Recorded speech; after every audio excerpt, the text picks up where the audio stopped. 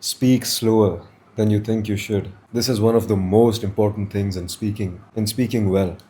A lot of people constantly keep on yapping some random nonsense and they end up saying stupid shit that no one wants to hear. The faster you talk and the more you talk, it automatically gets you down in the social hierarchy. Unless you're like on stage with a mic and entertaining the crowd. That is a different thing. Like, take everything in context. Don't quote me like, oh, Paul said to talk slower and don't keep on talking. So that's try to make sense of this. Okay. Speak slower than you think you should. If you think you're supposed to be speaking at this speed, you should be speaking at this speed and use social calibration to know where to speak, with whom to speak, and what to speak, what tones to speak. Because the way you speak to your mom and your dad will obviously be very different compared to the way you speak to your friend, which will also be different to the way you speak to your girl. You look at your girl and you say, "You look beautiful. I love you."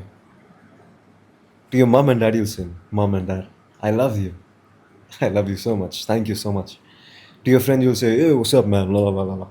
So it's different in every way and every area that you speak. I think you only let yourself loose and speak in a very high pitch and laugh crazily with like a hyena laugh. I'll try and do that. Some of those laughs, they come out naturally only with one or two close friends or close people of mine. I'm sure what happens with you as well. Because it's like an endless stream of laughter and then suddenly deep conversations. Suddenly some random nonsense. And then you talk about your goals. And then you talk about your relationships. Then you randomly talk about spirituality and then some random jokes and brain dead retard stuff. And then you start talking about other people. You know, you and your best friend. So it's a flow. And you should know what to speak to whom and where. That is important. The second thing, as I've said in the past, and I say it again, take deep breaths, man. Breathe in.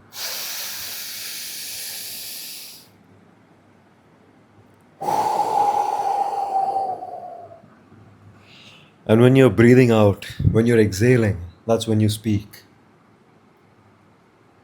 Stop sounding like a weakling. Stop sounding like a victim. Sound like the predator. The apex predator on top.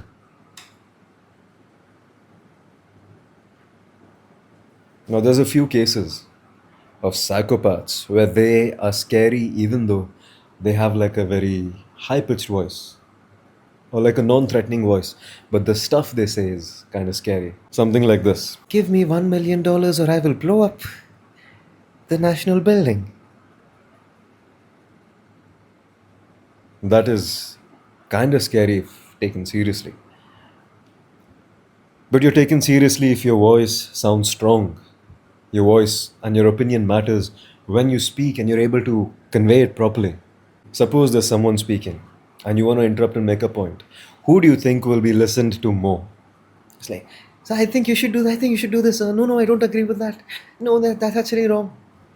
Or you would listen to, excuse me, I don't agree with that. I think we should try this other way. Yeah, because blah, blah, blah. You see the immense difference in the two of those. Which one would you be more receptive to? You agree with me, right? I know you do. Speak slower.